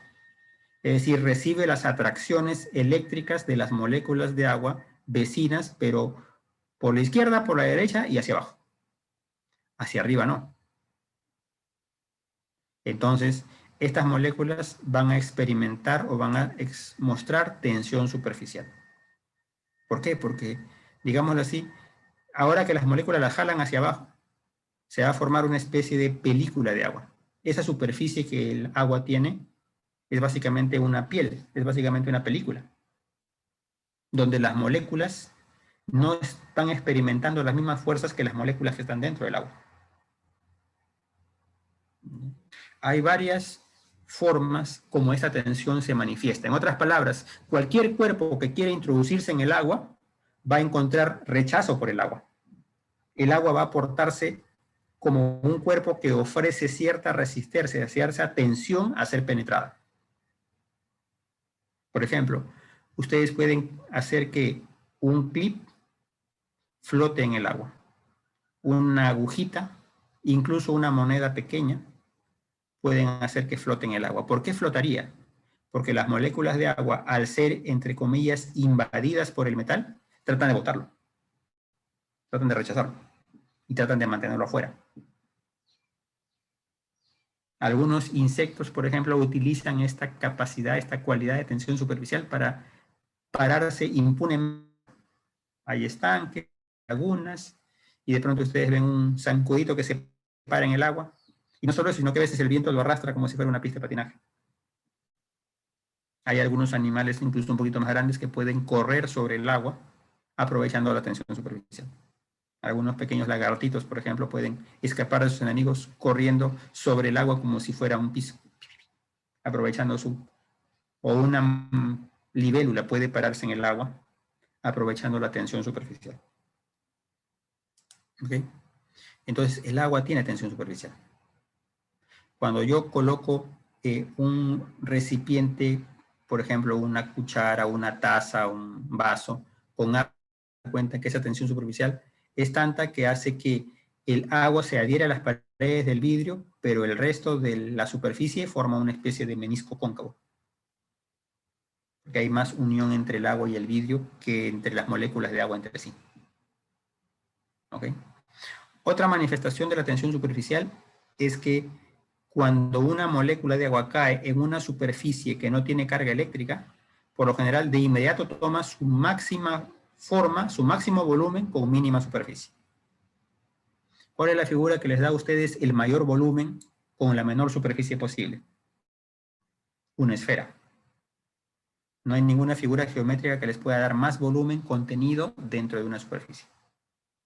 Entonces, por ejemplo, si ustedes dejan caer una gota de agua, la gota de agua de inmediato va a tomar una mínima superficie. Y esa mínima superficie es de una esfera. Por eso las gotas son esferas.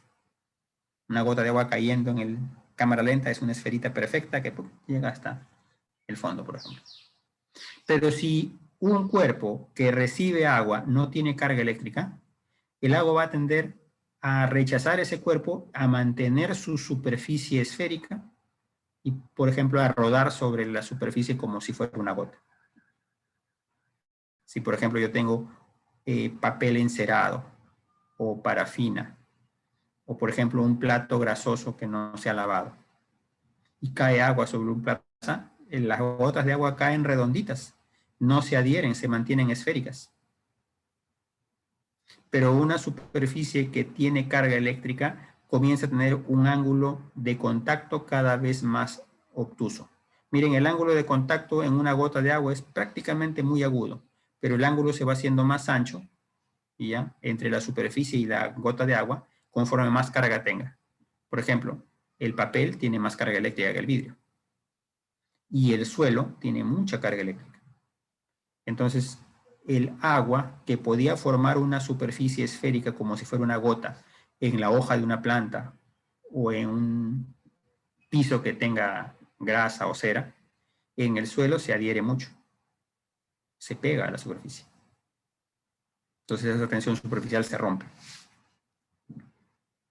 ¿Se comprende? ¿Se comprende?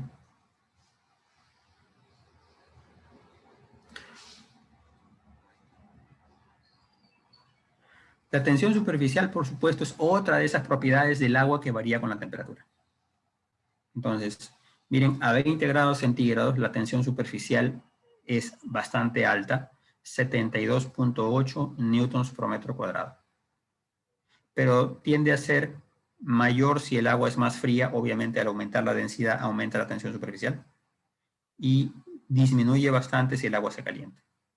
Comparado con el agua, otros líquidos tienen una tensión superficial mucho menor. La acetona, el alcohol, el éter, miren, tienen densidades muy, muy bajas. El petróleo. Pero miren, el mercurio tiene una tensión superficial 465, es mucho más alta que la tensión superficial del agua. ¿Ok? Entonces, un insectito puede pararse en el agua, pero si ustedes le ponen alcohol, el insecto se hunde con toda facilidad. Algunas sustancias pueden romper la tensión superficial del agua, por ejemplo, los detergentes.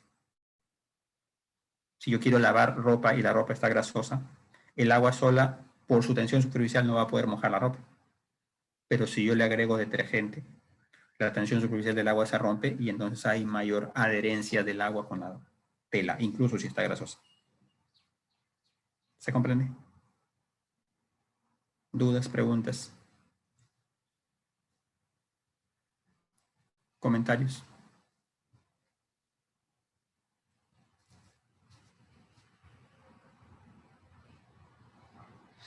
Otra propiedad del agua que también se relaciona con su polaridad, es la elevada capacidad de disolución y de solvatación.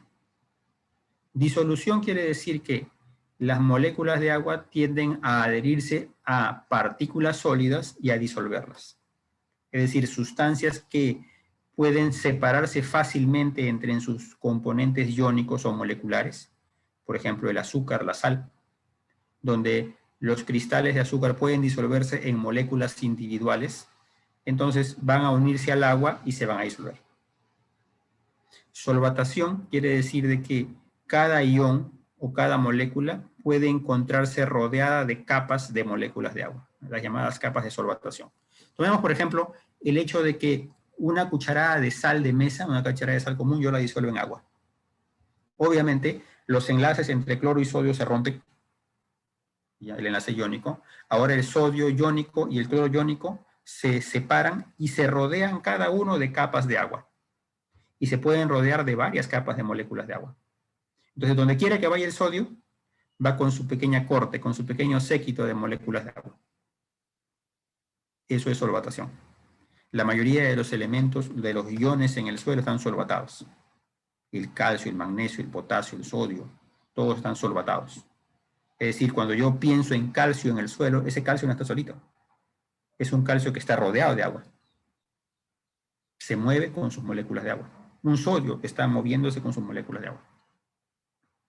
¿Okay? Las partículas del suelo también se pueden solvatar. Una arcilla está rodeada de capas de moléculas de agua. ¿Por qué? Porque como el agua es polar, se adhiere a todo lo que tenga carga.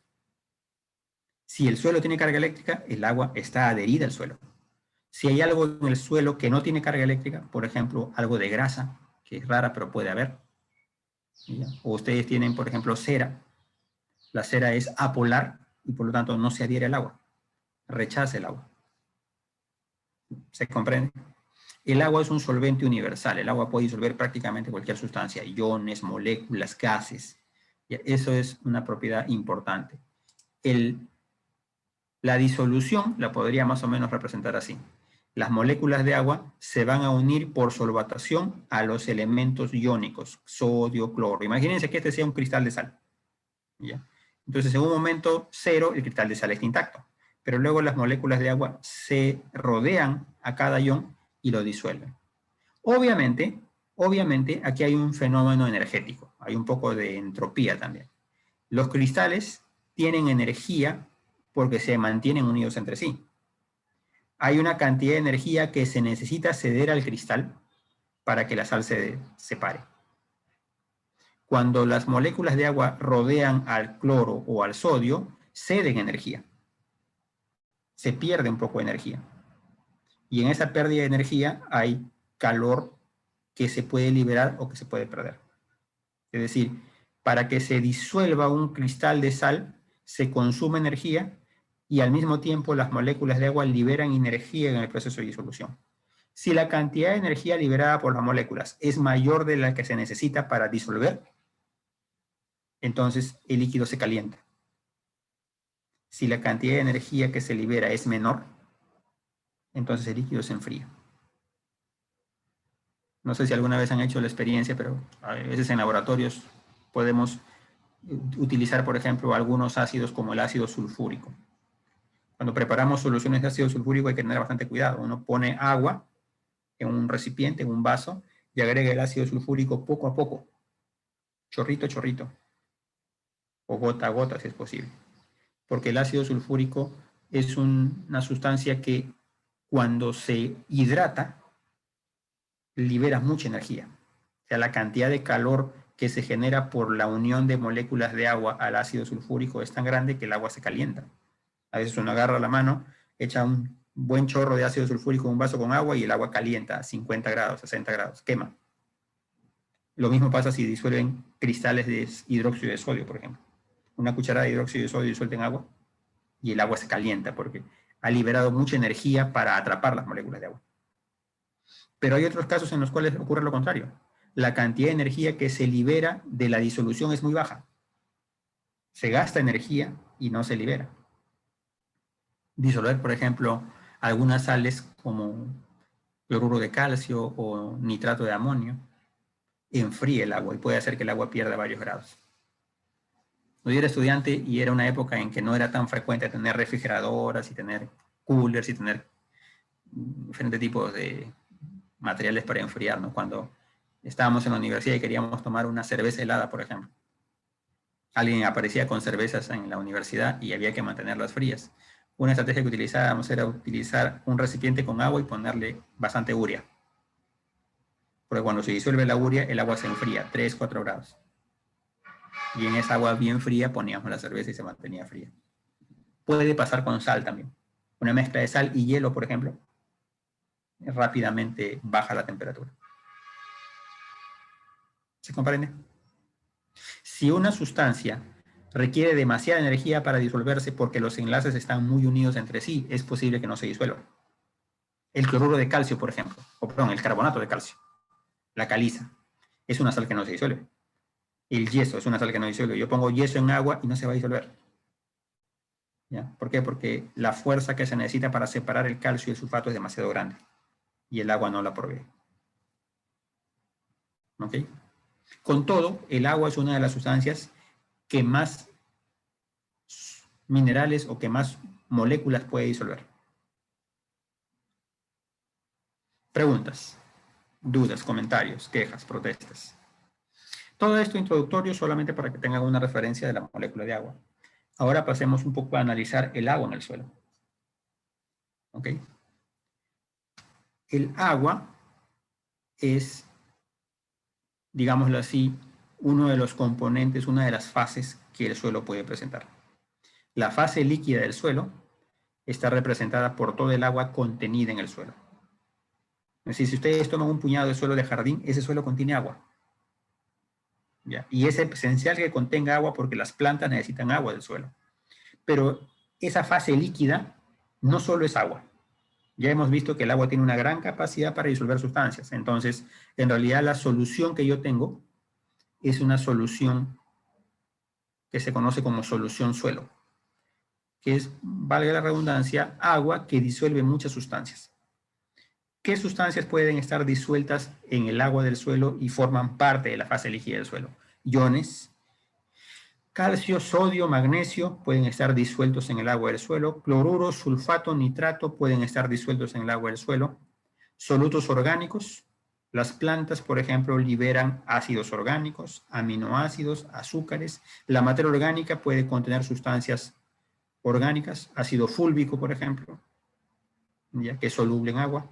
Entonces, cuando tienen ustedes la solución, hay moléculas orgánicas producto de las plantas o producto de la descomposición de los tejidos vegetales o producto de los microorganismos, y estas están disueltas en el agua del suelo. Gases, el nitrógeno, por ejemplo, o el oxígeno pueden disolverse en agua, el CO2 puede disolverse en agua, y estos pueden encontrarse disueltos. También incluso moléculas como el amoníaco o el óxido nitroso o algunos compuestos volátiles de las plantas también se pueden disolver en agua. De hecho, hay muchas sustancias que son señales que la planta puede tener entre plantas o entre microorganismos, y esas sustancias también están disueltas en el agua. Obviamente, lo más abundante son los iones. Dentro de los solutos más importantes son los iones. Cuando yo tengo agua del suelo, en realidad estoy colectando una especie de sopa, una especie de solución que contiene agua, sales, cloruros, sulfatos, calcio, magnesio, azúcares, aminoácidos, moléculas orgánicas. Vamos a asumir que los solutos no cambian en nada la física del agua para este curso. En la práctica, sí sabemos que cuando el agua está muy salina, sí sabemos que cuando el agua tiene muchos iones disueltos, algo de su viscosidad, algo de su densidad puede subir. El agua salina es más viscosa. El agua salina puede moverse más lentamente en el suelo, pero es una cantidad, una fracción muy pequeña. Así que cuando hablamos de fase líquida vamos a entender que es el agua. No importa si es agua con sales o sin sales, no importa si es agua con solutos o sin solutos. ¿Me dejo entender? Entonces vamos a asumir que todo lo que es movimiento del agua es indistinto de que el agua contenga o no contenga iones. Preguntas, dudas, comentarios.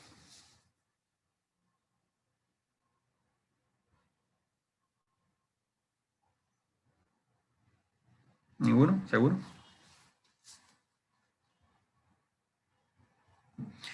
Ahora, ¿qué espacio puede ocupar el agua en el suelo?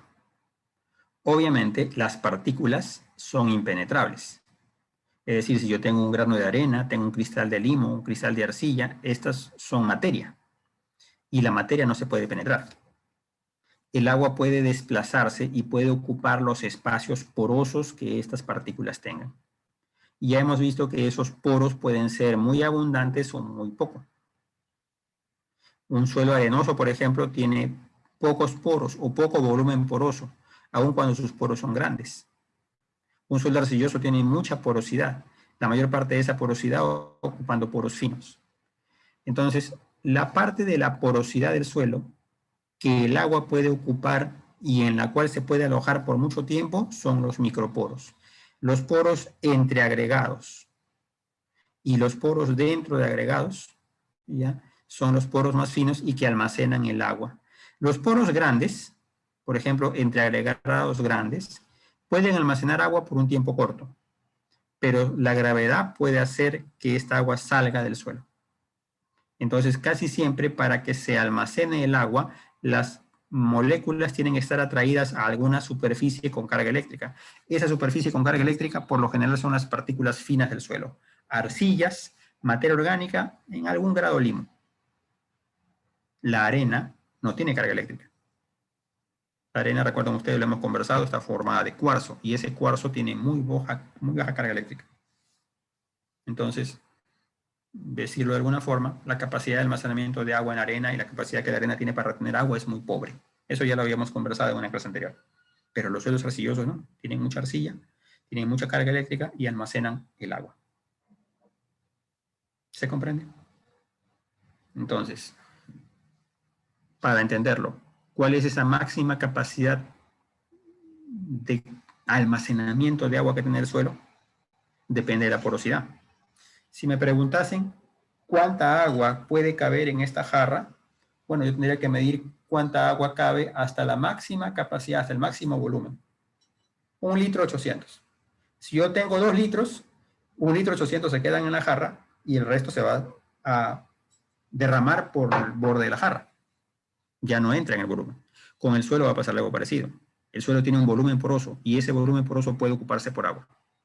¿Qué pasa si hay más agua por encima del volumen poroso? Entonces el suelo comienza a ser excedido y hay agua encima del suelo.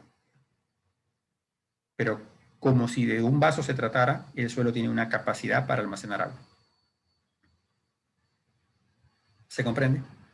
Ahora, a diferencia de mi jarra, que está completamente cerrada, el suelo no es un sistema cerrado. El suelo es abierto. Abierto a la materia, abierto a la energía. Entonces, si el suelo no tiene un piso, el agua que está contenida puede seguir saliendo y puede seguir filtrando. ¿Por qué? Porque hay fuerzas como la gravedad que contribuyen a que el agua salga del suelo. Pero si el suelo tiene carga eléctrica, hay algunas partículas que se van a oponer a la salida del agua. Algunas partículas como las arcillas, por ejemplo, que van a retener las moléculas de agua gracias a este enlace hidrógeno, gracias a esta polaridad del agua, y que van a impedir que el agua salga, o al menos que toda el agua salga.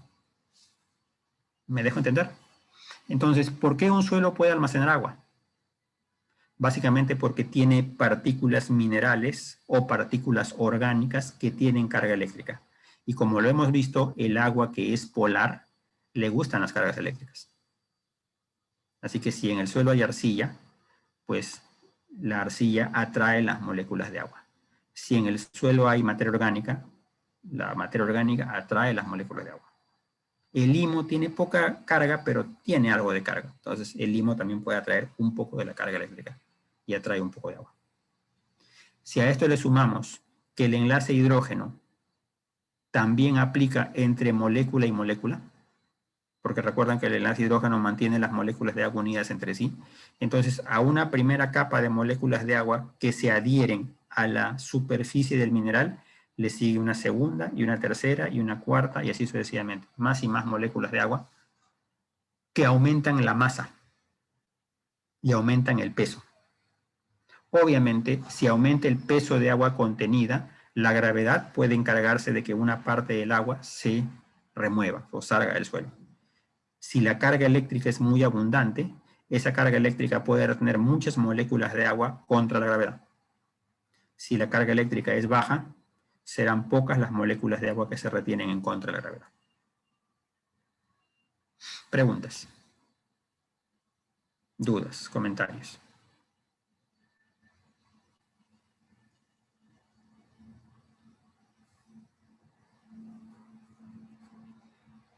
¿Todo claro?